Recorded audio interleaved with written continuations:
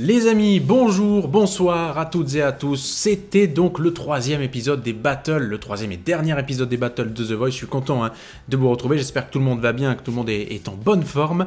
Et donc on va débriefer ensemble ce soir ce dernier épisode des battles avant les grosses battles de la semaine prochaine.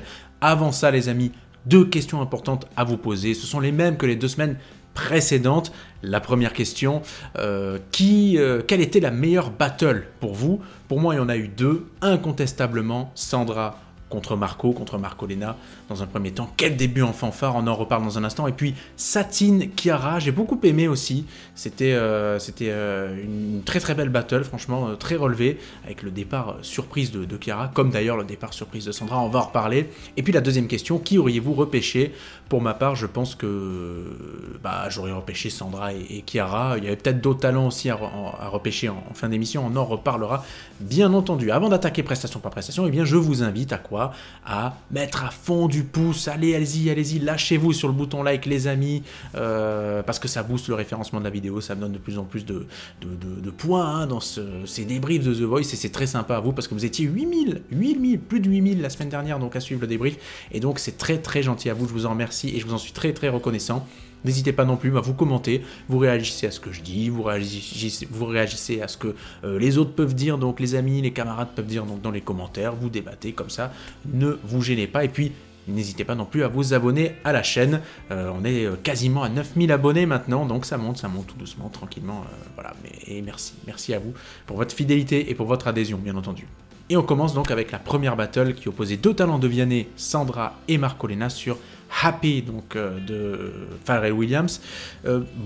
Sandra a pour moi une super voix, bien que je pense quand même que cette chanson ne lui correspondait pas totalement, en tout cas c'est ce que j'ai ressenti derrière mon écran, mais Marco, les amis, bon, ouais, pour moi Marco c'est le taulier de cette saison. Allez, peut-être si j'élargis un petit peu, parce que c'est vrai qu'on a eu Odeb, etc., on n'a pas eu pas mal de grands talents quand même sur ces battles, mais l'une des 2 ou 3 meilleures voix, je pense, de cette saison.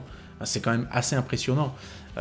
Rappelez-vous que lors des battles, Mika ne s'était pas retourné sur Marco. Pour moi, c'était une incompréhension totale, un non-sens total. Tu ne peux pas ne pas te retourner sur cette voie, c'est pas possible. Et donc Vianney qui choisit Marco, sans grande surprise, donc en tout cas à mon sens, même si Sandra, je trouve, a beaucoup de talent, mais une pensée pour Marco qui donc explique dans le magnéto qu'une semaine en fait avant la battle, eh bien, il a perdu sa maman, donc ça devait être, j'imagine, ô combien difficile. T'es pas forcément focus à 300% sur le passage dans une émission de télévision à ce moment-là.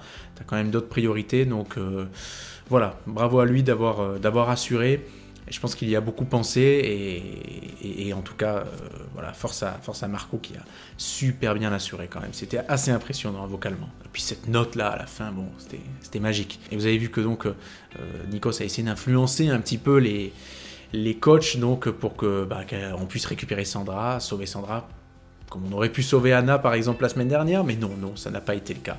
Donc voilà. On passe à une battle de Mika qui opposait Okali à Miwai, là-bas donc de Goldman. Bon, évidemment on n'est pas du tout sur le même niveau, alors forcément on n'est pas sur les mêmes attentes forcément, et on peut pas juger de la même manière, on peut pas analyser et débriefer de la même manière de cette performance. Tout le monde choisit Miwai. Mika choisit finalement Miwai. Pour moi, je pense que c'était 50-50. J'ai bien aimé quand même Okali, sa prestation vocale qui était, je pense, plus au-dessus que Miwai, qui pour moi a une voix. Évidemment, on passe après Marco et Sandra, donc c'est difficile de juger. Même dans l'interprétation, j'ai pas été happé moi par Miwai sur cette performance-là. Plus par Okali à vrai dire, mais bon, c'est comme ça, rangeons-nous donc derrière le choix de Mika. Ensuite on avait une battle donc de Zazie opposant Hamid à Ona, Sorry Seems to be the Hardest Word, d'Elton John bien évidemment, un de ses plus grands tubes. Bon, j'ai trouvé que Ona au début c'était pas trop ça, l'accent anglais, puis finalement ça allait un petit peu mieux après, un petit penchant pour Hamid quand même tout au long de la performance de mon côté, c'était un beau duo, mais le truc, c'est que c'est un beau duo sur une belle chanson. Si Hamid et Ona avaient chanté, par exemple, Happy de Pharrell Williams, ça aurait pas eu le même effet que Sandra et Marco, quoi. Et donc je pense qu'ils ont bénéficié aussi d'une belle chanson, d'une très belle chanson qui les a mis en avant. Et voilà, donc t'es avantagé en fait par rapport à d'autres battles, etc. sur l'émotion que tu vas créer. Et c'était quand même un beau duo, mais c'était pas le duo de la soirée. En tout cas, Zazie choisit Hamid. Je me range là aussi derrière le choix de Zazie. J'aurais, je pense, fait la même chose. Donc voilà. 4e battle, donc Big Flo et Oli cette fois. Et on appelle Manon et Adnae donc sur la scène avec Cécile, ma fille, de Claude Nougaro. Alors j'ai beaucoup de respect pour l'œuvre, bien entendu, de Claude Nougaro, le regretté Claude Nougaro, mais je pense que cette chanson, ce choix, c'était une erreur. Alors pas parce que c'est une chanson d'époque ou c'est pas une chanson à grande voix, etc. Mais c'est pas une chanson qui correspondait en fait aux deux voix, j'ai l'impression. Et Manon, forcément, bah là c'était du coup Manon, hein, le sosie officiel de Rebelle. Hein. Elle peut aller à Disneyland Paris et jouer Rebelle, c'est fait pour elle. Hein, Manon, je trouve que c'était pas synchro dès le début. Effectivement, je suis content que les coachs aient pu le souligner parce que ça s'est vite quand même ressenti. Et Adnae, c'était quand même plus maîtrisé. Elle a une plus jolie voix pour moi, je trouve. Et on sentait qu'effectivement, elle était un peu... C'est vrai qu'elle avait cette frustration dont parlait, il me semble, Big Flo et Oli. Elle avait cette frustration de ne pas pouvoir lâcher les chevaux. Et finalement, elle l'a fait hein, dans la chanson. Et du coup, on était un peu sur une sorte de dissonance, on va dire, artistique entre Manon d'un côté et Adnae de l'autre. Et finalement, Big Flo et Oli qui choisissent Adnae. C'est le choix que j'aurais fait aussi personnellement. Je ne sais pas ce que vous en pensez. Mais voilà. Mika, ensuite, donc, qui opposait Lance Priester, donc qui nous vient des Pays-Bas, c'est ça je crois, et Orange sur Nights in White Satin des Moody Blues. C'est une superbe chanson, évidemment, c'est une référence, donc, mais je vais peut-être être dur, et je m'en excuse, et c'est toute proportion gardée parce que les deux ont du talent bien entendu, mais j'ai pas trouvé ce duo extraordinaire, si ce n'est la fin qui pour moi était un peu plus emballante, où ils se sentent enfin lâchés, je trouve, mais avec petit avantage pour Orange pour ma part, plus rock, hein, plus incarné sur cette chanson j'ai trouvé. Lance aurait pu faire partie des voix à être repêchées, sauvées, hein. Ça n'aurait pas été totalement volé je pense, mais ce n'a pas été le cas. Mika finalement choisit Orange qui continue l'aventure, mais je demande à voir autre chose. Encore, voilà, chez Orange. Voilà. Big Flo et Oli, donc là, on avait l'une des battles de la soirée également, l'une des deux meilleures battles selon moi, Satine et Kiara, qui avaient des voix à la fois proches et éloignées, parce qu'en termes de puissance, c'était pas la même chose. Sur Russian Roulette, donc de Rihanna, bah, Satine, super voix, mais Kiara, une voix magnifique, un ou deux tons au-dessus quand même, je trouve, au-dessus plutôt. Il y a une meilleure maîtrise des notes, il y a plus de puissance, on sent quand même une différence. Et pour moi, ce qui me dérangeait un petit peu, c'est que Satine était presque gênée en fait d'être là, quoi. Elle était presque gênée de chanter. Et c'est ce qui fait aussi sa caractéristique, hein. C'est ce qui la rend aussi, cette sensibilité en fait hein, qu'elle a, qui est tout à fait notable. Et Big Flo et Oli choisissent Satine. Ça peut se comprendre, en vrai. Mais alors, dans ce cas, tu repêches Kiara. C'est le même problème que Anna la semaine dernière et Sandra cette semaine. 3 super voix, mais c'est pas juste des voix. Elles sont là aussi dans l'interprétation. Enfin, il y a de la technique. Et tu te dis, c'est un non-sens quand même que certaines personnes aient été repêchées. Je pense notamment à Clément ou j'ai oublié son prénom, peut-être Clara, etc. Qui on les voit beaucoup. C'est pas la même chose, même si je comprends qu'il y a quelque chose, etc. Mais ne pas repêcher quand même Kiara, c'est... bon, j'ai pas compris. Sincèrement, j'ai pas compris. Donc, mais bon, tant pis pour elle. Hein, c'est comme ça, c'est la dure loi de The Voice, hein, mais j'ai pas compris. Ensuite, battle de Vianney entre Patchy et Noah sur casting de Christophe Mahé. Bon là j'ai pas compris non plus en fait les deux. On en avait un mais tout de suite ça s'est ressenti évidemment, on en avait un qui était dans la surinterprétation, donc Noah, et on en a un qui était beaucoup plus réservé, Patchy, qui était là, mais en fait il y avait un tel décalage avec la prestation, c'est évident, tout le monde l'a remarqué, un tel décalage avec la prestation de Patchy, de Noah, que bah du coup on avait l'impression que Patchy s'en foutait, mais pas du tout bien entendu, mais voilà, moi je trouve que Noah c'était... Surtout au début, hein, même au début, mais tout au long en fait de la chanson, j'ai trouvé que c'était pas mal surjoué.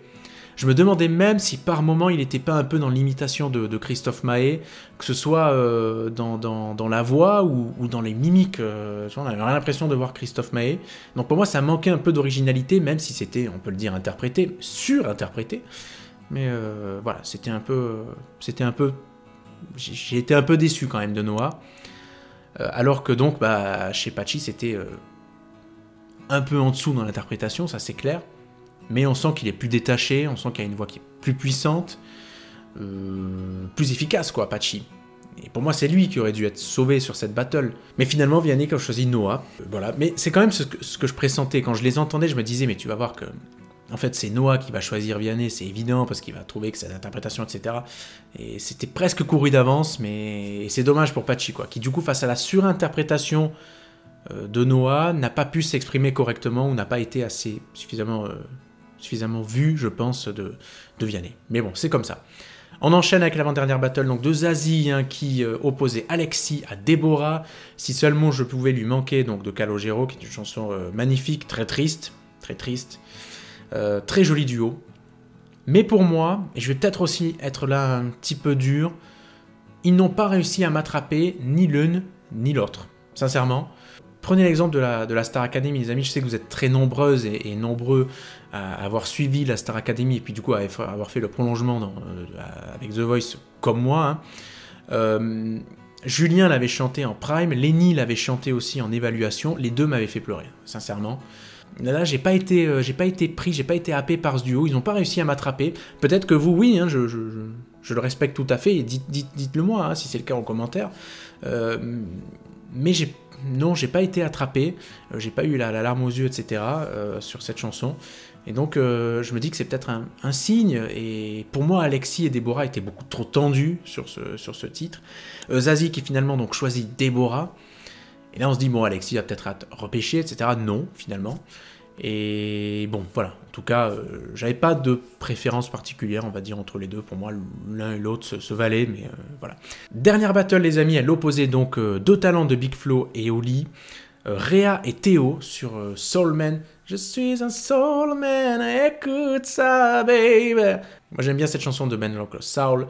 Et justement, parce que j'aime bien cette chanson, je trouve que, pour moi, les deux, que ce soit Réa ou Théo, ont forcé tout au long de la chanson. On dirait que, je ne sais pas comment ça s'est passé par rapport aux répétitions, etc., on ne nous a pas montré, c'était à celle ou celui qui chantait le plus fort. Donc il se livrait vraiment une bataille dans la battle.